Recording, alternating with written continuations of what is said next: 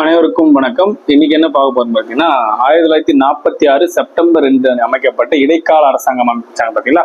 அதுல எந்தெந்த துறைகள் எந்தெந்த உறுப்பினர் இருந்தாங்க அப்படின்றத பார்க்க போறோம். அது வித் ஷார்ட்கட்டோட பார்க்க போறோம்.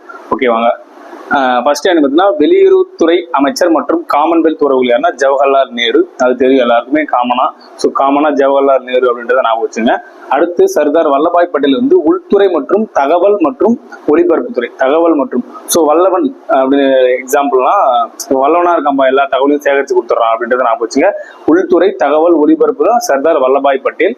அடுத்து பார்த்தீங்கன்னா டாக்டர் ராஜேந்திர பிரசாத் உணவு மற்றும் வேளாண்மை துறை.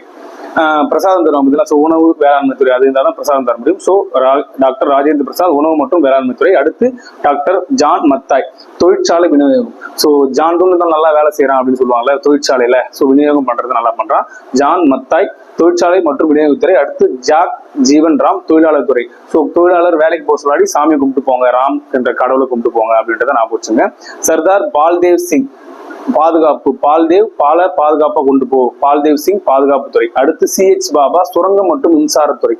ரஜினிகாந்த் வந்து பாபா படத்துல வந்து சுரங்கத்துல இருப்பாரு. CH பாபா சுரங்கம் மற்றும் மின்சாரத்துறை. லியாக்கத் அலிகான் வந்து நிதித்துறை. லியோ படத்துல விஜய் நடிச்ச லியோ படத்துல வந்து நிதி வந்து அதிகமா வசூலாச்சு. லியாக்கத் லியோ நிதித்துறை. ஆசப் அலி ரயில் மற்றும் போக்குவரத்துறை. ஆசப் அலி வந்து ரயில் மற்றும் போக்குவரத்துறை.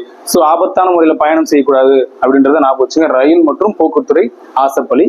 அடுத்து வந்து சந்திரிகர் வணிகத்துறை. சந்தை வணிகம் அப்படின்றத ஈஸியான சந்தை வணிகம்ன்றத ஈஸியான படிச்சலாம். அடுத்து காஷ் நஃபார் அலிகான் சுகாதாரத்துறை.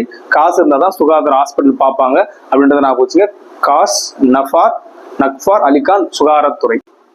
அடுத்து பார்த்தீங்கன்னா ஜோகேந்திரநாத் மண்டல் சட்டத்துறை. எப்படி சொல்றது, சட்டத்தை படிக்கணும்னா கொஞ்சம் மண்டை கோளாறு ஆயிடுல. அதனால ஜோகேந்திரநாத் மண்டல் சட்டத்துறை.